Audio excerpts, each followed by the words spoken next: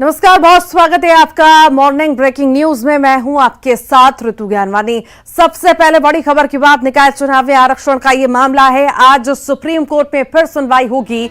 सुबह 10:30 बजे supreme court में सुनवाई होगी। मध्य प्रदेश पंचायत चुनाव में आरक्षण देने का ये पूरा मामला है।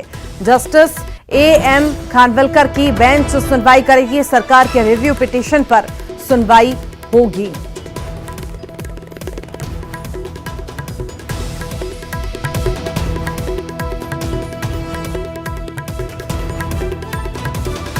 सुबह 10:30 बजे सुप्रीम कोर्ट में सुनवाई होगी। मध्य प्रदेश पंचायत चुनाव में आरक्षण का यह पूरा मामला है।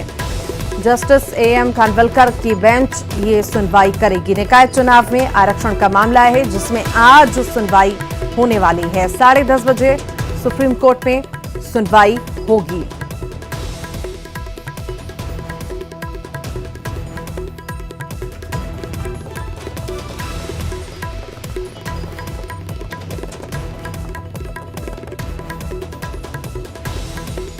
निकाय चुनाव में आरक्षण का ये मामला है जिसमें आज सुप्रीम कोर्ट में फिर से सुनवाई होगी। सुबह 10:30 बजे सुप्रीम कोर्ट में सुनवाई होगी।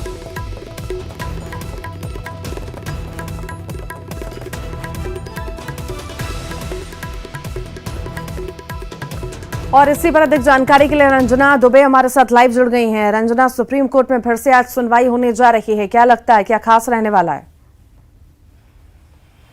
आरक्षण को लेकर जो सुनवाई है वो होने वाली है और इस पर जो कल इंतजार था कि शायद कल फैसला आ जाए, लेकिन जो सुप्रीम कोर्ट में जो बेंच है उन्होंने अपना फैसला सुरक्षित रखा है और आज भी इस पूरे मामले को लेकर सुनवाई होगी। और हो सकता है कि आज उस मामले को लेकर जो फैसला है वो आ सकता है या फिर बेंच आज भी सुनवाई करे और जो फैसला है वो कल भी दे सकती है। और मध्य प्रदेश की अगर बात करी जाए ऋतु, तो ओबीसी आरक्षण को लेकर जो शिवराज सरकार है इन्होंने जो मॉडिफाइड पिटीशन है वो दायर की थी जिसमें ओबीसी वर्ग को 35% आरक्षण देने की जो याचिका है वो सुप्रीम कोर्ट में दायर की गई थी। इससे पहले ओबीसी आरक्षण को लेकर सुप्रीम कोर्ट जो अपनी बात है वो पूरी तरह से स्पष्ट कर चुका है, फैसला भी दे चुका है। लेकिन इसके बाद तमाम जो तथ्य हैं सरकार की तरफ से सुप्रीम कोर्ट में पेश किए गए और उसके बाद तमाम उन तथ्यों के बाद ही जो सुप्रीम कोर्ट है अपना फैसला लेगी, क्योंकि यहाँ पर यही निकलकर सामने आ रहा था कि मध्य प्रदेश में कितनी जनसंख्या ओबीसी की है और खास करके जो वार्ड के हिसाब से देखा जाए या फिर हर क्षेत्र के हिसाब से देखा जाए तो ओबीसी वर्ग की जो जनसंख्या क्या है, इन तमाम बातों को लेकर जो तथ्य हैं वो सुप्रीम कोर्ट में दिए गए। इसके बाद देखना ये होगा कि आज फैसला आता है सुप्रीम कोर्ट का या फिर कल पर यह जो फैसला है वो टाला जा सकता है। जी, बहुत शुक्रिया रंजना, लगातार बने रहिएगा, फिर आपके पास लौटूंगी। एक और बड़ी खबर है, भोपाल से किसानों को बड़ी सौगात मिलने जा रही है। सीएम शिवराज ये सौगात देंगे। किसान कल्याण योजना के तहत खाते में राशि ट्रांसफर होगी। रीवा में सीएम शिवराज सिंगल क्लिक कर खाते में राशि डालेंगे। तो बड़ी सौगात किसानों के लिए, किसानों को बड़ी सौगात सीएम शिवराज देने वाले हैं। आपको बता दें कि सीएम शिवराज ये बड़ी सौगात किसानों को देंगे। किसान कल्याण योजना के तहत खाते में ट्रांसफर होगी राशि। रीवा में सीएम शिवराज सिंगल क्लिक करके राशि ट्रांसफर करेंगे।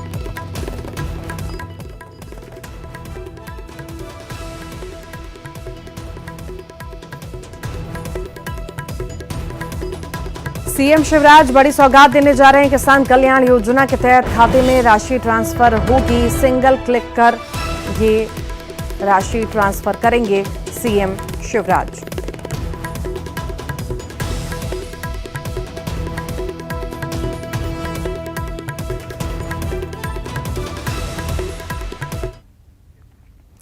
और सीएम भूपेश बघेल बस्तर का दौरा करेंगे। बस्तर दौरे के दौरान आज सीएम सबसे पहले सुकमा जिले का दौरा करेंगे और कोंटा विधानसभा के 3 गांव के लोगों से भेंट मुलाकात करेंगे और समस्याएं सुनेंगे। सरकार की योजनाओं की जमीनी हकीकत को जानेंगे। 2 जून तक बस्तर का दौरा पूरा होगा। दूसरे चरण में सीएम भूपेश सुकमा के कोटा विधानसभा के 3 ब्लॉक का दौरा करेंगे। सबसे पहले कोटा में मंदिर का दर्शन करेंगे। मंदिर में दर्शन करने के बाद स्वामी आत्मानंद स्कूल जाएंगे। टॉपर छात्रों से मुलाकात करेंगे। स्कूल के बाद गांव में जन चौपाल लगाएंगे। जनता से मुलाकात करेंगे। शाम में जनप्रतिनिधि और समाज के जनप्रतिनिधियों से मुलाकात करेंगे। सुकमा जिला मुख्यालय में रात्रि विश्राम करेंगे। गृह मंत्री ताम्रध्वज साहू ने कहा कि सीएम भूपेश बघेल के दौरे के मद्देनजर नक्सली इलाके में सुरक्षा बढ़ा दी गई है। मंत्री रविंद्र चौबे ने कहा कि जो अधिकारी काम नहीं करते उनके लिए मुश्किल होगी, जो अच्छा काम करेंगे उनकी प्रशंसा होगी। इसके साथ ही उन्होंने बीजेपी पर निशाना भी साधा।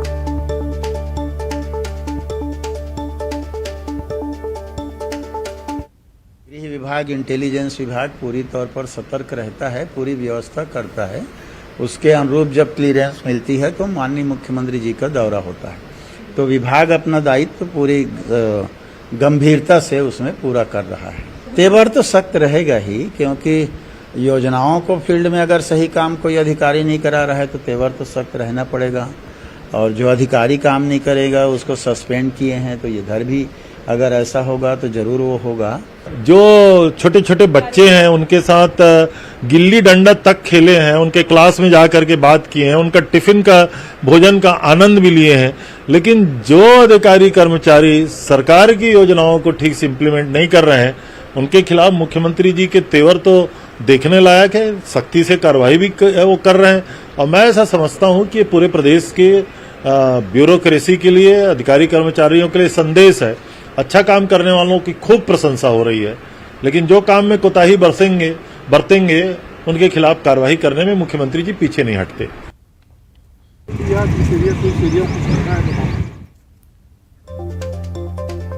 तो बस्तर के दौरे पर सीएम भूपेश बघेल ने लोगों से मिलेंगे, जनचौपाल लगाएंगे, लोगों की समस्याओं के बारे में जानेंगे और काम देखा जाएगा कि आखिर काम कितना हो रहा है। कईयों पर गाज भी गिर सकती है, जिनका काम अच्छा है उनकी प्रशंसा होगी। तो लगातार सीएम भूपेश बघेल दौरे पर हैं, प्रदेशव्यापी दौरे पर, और लगातार लोगों से मिल रहे हैं, व्यवस्थाएं देख रहे हैं, जान रहे हैं लोगों को योजनाओं का लाभ मिल रहा है, नहीं मिल रहा है, आखिर जो काम होने चाहिए थे वो हुए नहीं हुए। तो लोगों से भेंट मुलाकात लगातार सीएम भूपेश बघेल की जारी है, और कई जगह पर अभी तक अधिकारियों पे गाज भी गिर चुकी है जिन्होंने काम अच्छा नहीं किया है, और आगे भी ऐसी तस्वीरें देखने को मिलेंगी जब तक ये दौरा लगातार जारी है। तो आज बस्तर के दौरे पर सीएम भूपेश बघेल हैं और बहुत खास ये दौरा होने वाला है। भोपाल से बड़ी खबर है, चूना भट्टी इलाके में रफ्तार का कहर देखने को मिला है। दो तेज रफ्तार कारों ने फुटपाथ पर सो रहे लोगों को रौंद दिया है। दो महिलाओं की हालत गंभीर है, एक कार टक्कर के बाद पलट गई है। कार में युवतियां भी मौजूद थीं। कार चालक मौके से फरार हुआ है। नशे की हालत में युवक और युवतियां बताई जा रही थी। इलाज के लिए हमीदिया अस्पताल में भेजा गया। कार से मिली महंगी शराब, और ये पूरा मामला चूना भट्टी पुलिस थाने का बता रहे हैं। फिलहाल पुलिस मौके पर मौजूद है।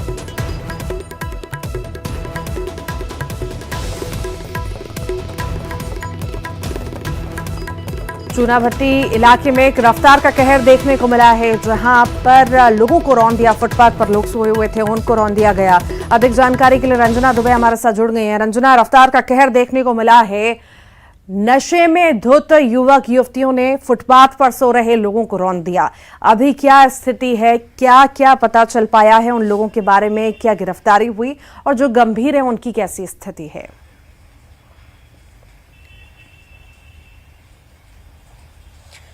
जी तो बिल्कुल, राजधानी भोपाल में देर रात जो रफ्तार का कहर है वो सामने आया था, जिसमें दो कार हैं जो एक दूसरे के साथ रेस लगा रहे थे, और इसी दौरान जो हादसा है वो हुआ, जिसमें रेस लगाने के दौरान जो कार पलट गई और फुटपाथ पर जो सो रही महिलाओं को रौंद दिया। हालांकि राहत की बात ये रही कि महिलाएं गंभीर रूप से घायल हुई हैं। इस हादसे में फिलहाल किसी की मौत की खबर नहीं है, और महिलाओं का अस्पताल में इलाज जारी है। और जो युवक और युवतियां कार में सवार थे, जो सभी नशे की हालत में बताए जा रहे हैं, और कार से भारी मात्रा में कार से जो शराब है वो भी बरामद हुई है। और फिलहाल सीसीटीवी कैमरों के जरिए जांच की जा रही है कि आखिर कार चालक कौन थे और उसमें जो सवार युवक युवतियां कौन थे, और इस जो उनके इस पूरे मामले को लेकर अभी फिलहाल जो गिरफ्तारियां हैं वो तो नहीं हुई हैं, लेकिन फिलहाल इस पूरे मामले को लेकर जांच जारी है, और जल्द से जल्द कार में सवार जो युवक युवतियां हैं उनको गिरफ्तार किया जा सकता है। ऋतु। जी, बहुत शुक्रिया रंजना जानकारी को साझा करने के लिए। बालाघाट से बड़ी खबर है, पैसे डबल करने का झांसा देकर ठगी हुई है। पुलिस ने 11 आरोपियों को गिरफ्तार किया है। 10 करोड़ की रकम बताई जा रही है। ठगने जो ठगी गई है उसकी रकम 10 करोड़ रुपए बताई जा रही है। तो ये बड़ी खबर आपको बता रहे हैं, जहां पर ठगी का ये पूरा मामला सामने आया है। पैसे डबल करने का झांसा देकर ये बड़ी ठगी की गई है और अब मामला संज्ञान में आया है। पुलिस ने 11 आरोपियों को गिरफ्तार किया है। इस पूरे मामले में 10 करोड़ की रकम बरामद भी की गई है इन आरोपियों से। फिलहाल पुलिस पूछताछ कर रही है, मामले में जांच हो रही है और भी कई सारे बड़े खुलासे हो सकते हैं।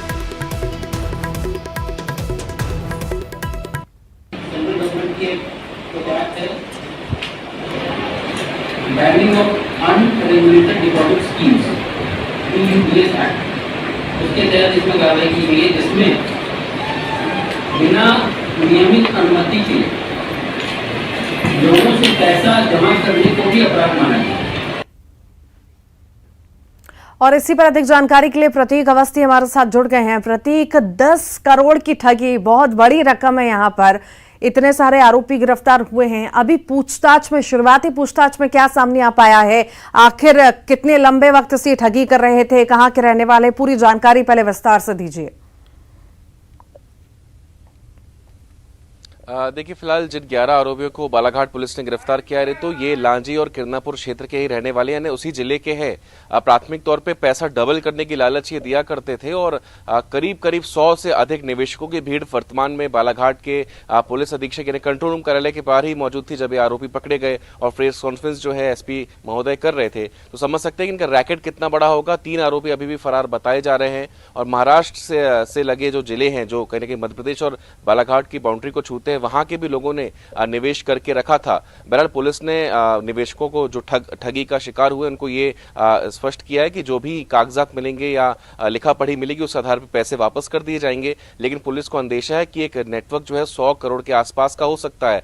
बिटकॉइन में भी ये निवेश किया करते थे और बिटकॉइन संबंधी निवेश के लिए अलग जांच एजेंसी की मदद भी यहाँ पर ली जा रही है। तो समझ सकते हैं कि एक बड़ा नेटवर्क काम कर रहा था और भोले भाले लोग अमूमन पैसा डबल करने की लालच में फंस जाते थे और उनका ही शिकार करते थे। फिलहाल जो 11 आरोपियों को गिरफ्तार किया गया है उनकी भी एक लंबी चेन है। संभवतः एक बहुत बड़ा नेक्सस जो था ये संचालित हो रहा था और बालाघाट पुलिस को फिलहाल ये प्राथमिक सफलता ही मिली है। उसका अनुमान है कि और आरोपी जो है वो गिरफ्तार हो सकते हैं। 10 करोड़ की रकम बालाघाट जैसे छोटे जिले में बरामद हुई है, ऐसे में जहां जहां इनका नेटवर्क फैला है अमूमन वहां कितना पैसा होगा और बिटकॉइन के जरिए कितने लाखों या करोड़ों रुपए निवेश कराए गए होंगे या इन्होंने इन्वेस्ट किए होंगे, ये जांच का विषय और जल्द इस मामले में और बड़ा खुलासा बालाघाट पुलिस कर सकती है। जी, बहुत शुक्रिया प्रतीक जानकारी को साझा करने के लिए। भोपाल की बात करेंगे, घायल को मदद मिली है। जी हां, मंत्री विश्वास सारंग रामेश्वर शर्मा ने मदद की है। लालपुरा बस स्टैंड के पास एक्सीडेंट हुआ था, बाइक और एम्बुलेंस, बाइक पर छोटा बच्चा भी सवार था। रास्ते से मंत्री विश्वास सारंग, हुजूर विधायक रामेश्वर शर्मा मदद के लिए रुक गए। रामेश्वर शर्मा ने बच्चे के लिए मौके पर डॉक्टर बुलाया, घायल को अस्पताल भिजवाया।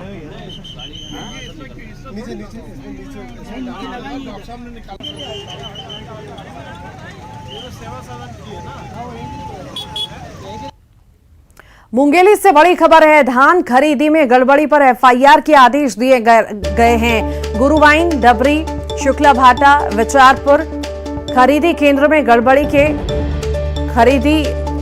आरोप लगे हैं। खरीदी प्रभारी कंप्यूटर ऑपरेटर के खिलाफ मामला दर्ज हुआ है। जिले में 5 करोड़ रुपए के धान की खरीदी में गड़बड़ी पाई गई है। गड़बड़ी करने वालों पर कार्रवाई से हड़कंप मचा हुआ है।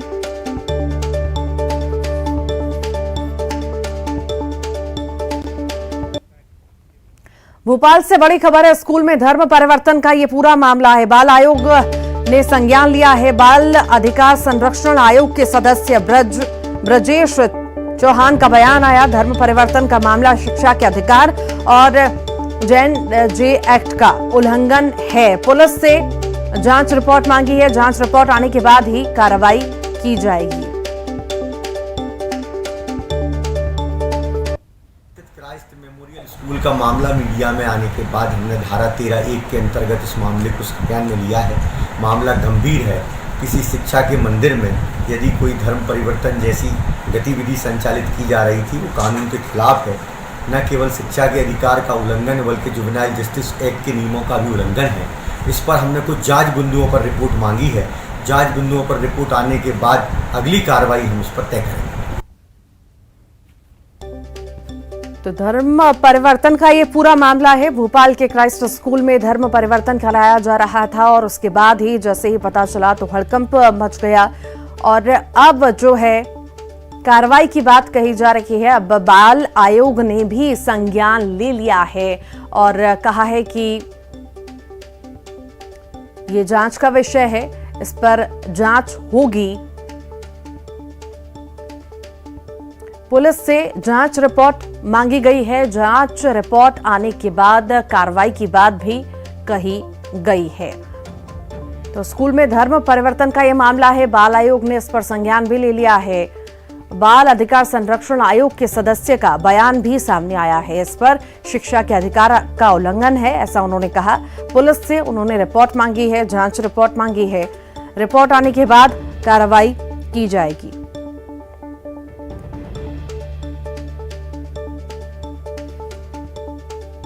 स्कूल में धर्म परिवर्तन हुआ और उसके बाद ही जो है ये मामला अब बढ़ता जा रहा है। बाल आयोग ने भी इस मामले में संज्ञान लिया है। पुलिस से रिपोर्ट मांगी है। रिपोर्ट की जांच रिपोर्ट को देखा जाएगा। उसके बाद जो है कार्रवाई की बात कही गई है। स्कूल में धर्म परिवर्तन का ये पूरा मामला है और अब संज्ञान भी इस मामले में लिया गया है और जांच रिपोर्ट देखने के बाद कार्रवाई की बात भी कही गई है। भोपाल से बड़ी खबर है। मास्टर प्लान 2023 लागू नहीं होने से विकास पर ब्रेक लगा है। नगरीय प्रशासन मंत्री भूपेंद्र सिंह 4 बार बयान दे चुके हैं। मास्टर प्लान लागू करने को लेकर बयान दे चुके हैं। मंत्री के बयान के बावजूद भी मास्टर प्लान तैयार नहीं हुआ है। 2 साल पहले मास्टर प्लान के प्रारूप को जारी किया गया था। शासन के पास मास्टर प्लान है, फरवरी 2021 से मंजूरी के लिए लंबित है। हैदराबाद ने मुंबई इंडियंस को 3 रन से हराया। हैदराबाद ने पहले बल्लेबाजी करते हुए 193 रन बनाए थे। टारगेट का पीछा करते हुए 190 रन बना सकी है मुंबई। हैदराबाद के लिए राहुल त्रिपाठी ने 44 गेंद में बनाए 76 रन। हैदराबाद से प्रियम गर्ग ने 42 और निकोलस पूरन ने 38 रनों की पारी खेली है। हैदराबाद के लिए उमरान मलिक ने सबसे ज्यादा 3 विकेट लिए हैं और मुंबई के लिए रमनदीप सिंह ने सबसे ज्यादा 3 विकेट लिए हैं। मुंबई से कप्तान रोहित शर्मा ने सबसे ज्यादा 48 रन। मुंबई के लिए टीम डेविड ने 18 गेंद में 46 रन बनाए हैं। और इसी के साथ ही मॉर्निंग ब्रेकिंग न्यूज में इतना ही। खबरों का सिलसिला लगातार जारी है।